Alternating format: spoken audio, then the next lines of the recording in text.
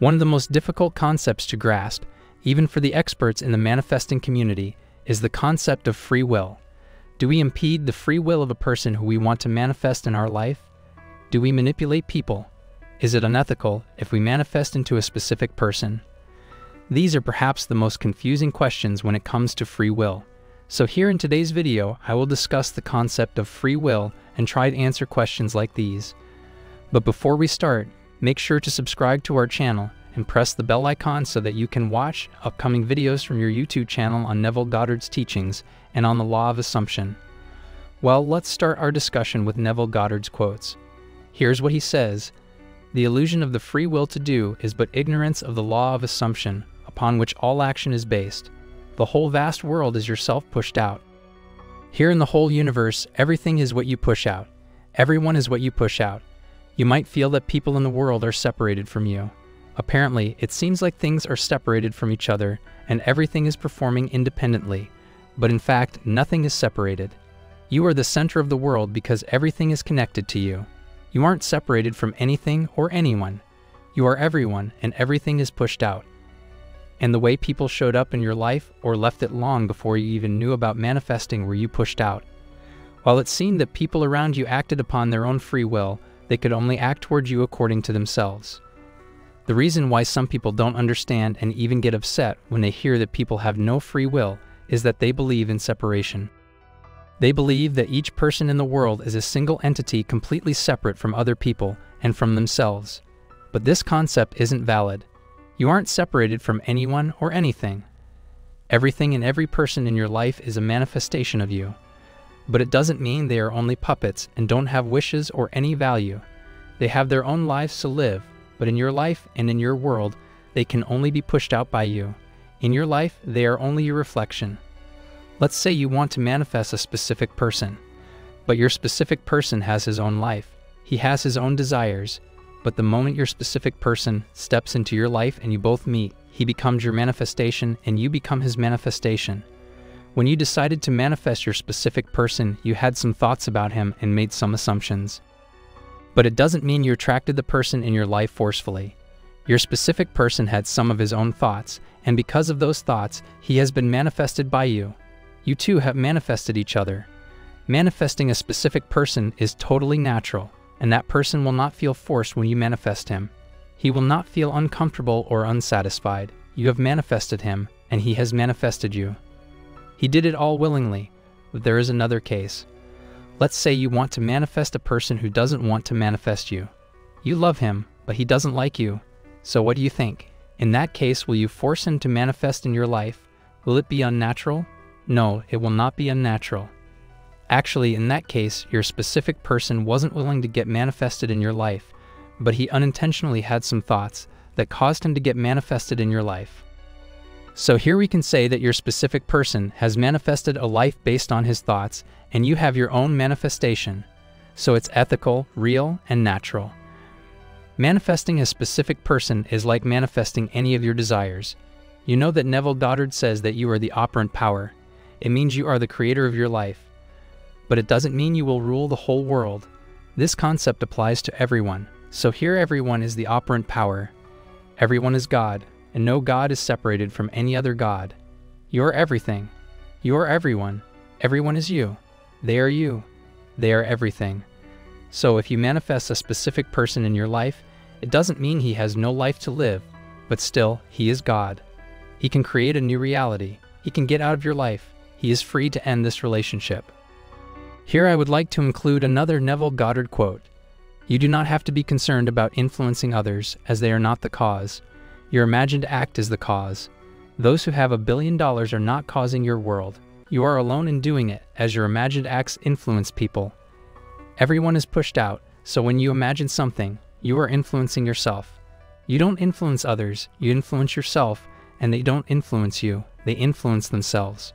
When you try to manifest a specific person, you don't affect that person in any way. You affect yourself. You change and transform yourself. So when you use some affirmations or you do visualizations, it doesn't mean you are sending some message to the person you want to manifest. It simply means you are working on yourself to change yourself.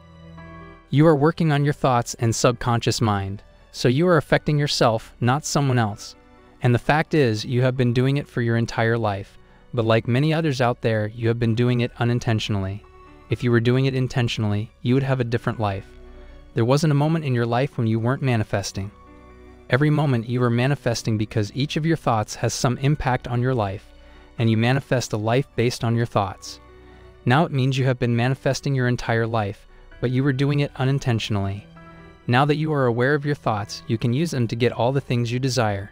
All you have to do is have only those thoughts that are supportive and can help you manifest your desire, and you will have to get rid of those thoughts that can manifest bad things, bad experiences, or bad people in your life. If you've always had people living with you, it's because you probably have an abandonment issue. If you have been abused, they didn't abuse you, but you were carrying thoughts that you were to be abused. So those people who acted the way they did had no choice but to mirror you. Simply put, they were reflecting you. They didn't do anything. They just showed you who you were. Now that you have realized this fact, you can change yourself and your thoughts, and other people will have no choice but to change their thoughts, and their behavior will automatically change. If you understand what the law of assumption is, it will be easier for you to understand. You know, the law of assumption says that you manifest your assumptions. What you assume becomes your reality. Assumptions harden into facts. This is a famous phrase that you would have heard many times. In other words, it is impossible to influence others no matter what you believe or do. Neville Goddard says, "If I believe that I am injured or that others are against me, I have conjured them in my world, and they have to be against me. If I fully believe that all are working towards the fulfillment of my good, they have to work towards the fulfillment of my good. I don't ask them. I simply do it within myself, and the whole vast world exists within me.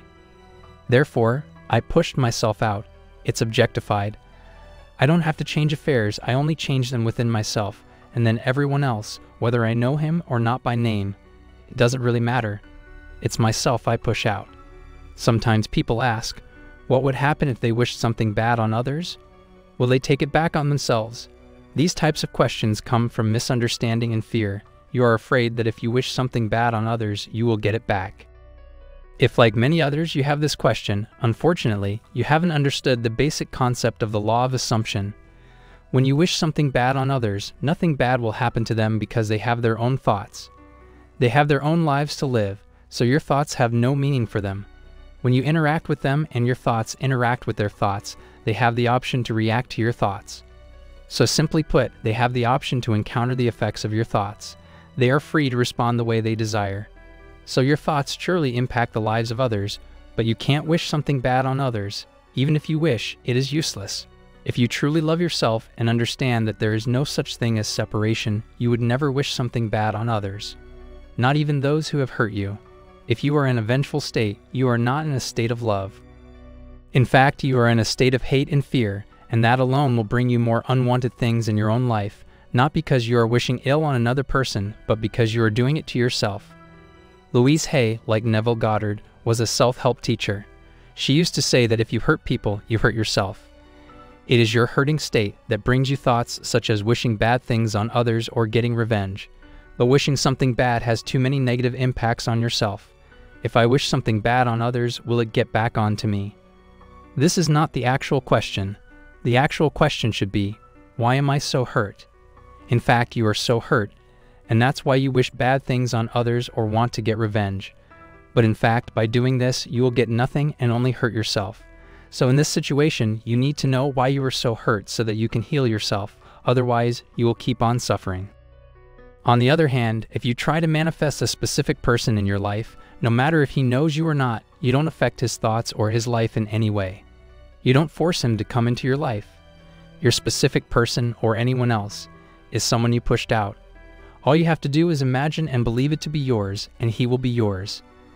That person, whether you know them or not, will start acting as if it came from them, but since there is no such thing as free will, they will feel as if they made the decision. This is a spiritual law, and no one can escape it. And this rule doesn't only apply to manifesting a specific partner. It is applicable to everyone. If you want to manifest a specific job, some authorized people will act in accordance with your desire. You aren't forcing them to offer you a job. You just imagine it and believe it to be true, and it happens in reality. So free will actually doesn't exist. Neville knew all too well that freedom is just an illusion, and manifesting a specific person doesn't go against the law at all. It is not immoral or unethical. If it were unethical to manifest somebody, then manifesting a job would also be unethical because you are forcing others to do what you want. But in fact, they are doing everything in accordance with their own desires. So when you manifest somebody in your life, don't say you have manifested him. It can be said that he has manifested you. Some people believe that manifesting someone in your life is unethical, but it is because of ignorance of how the law of assumption works. I hope I was able to deliver a good analysis of this quote by Neville Goddard. And of course, this doesn't mean we agree with every single thing he said or believed in, because in the end, everyone will form his or her own opinion, and that is why we are analyzing and discussing his ideas and methods to fully understand his approach and general ideas, as he was a great mystic and writer in the previous century. His teachings have brought revolution and a complete change to the lives of millions of people. People who studied his teachings and applied them to their lives became successful in every part of their lives. If you want to share your opinion, comment down below this video. And if you haven't subscribed to our channel, please subscribe to it and press the bell icon for more interesting, informative, and helpful videos on manifestation. Thanks for watching. See you in the next video.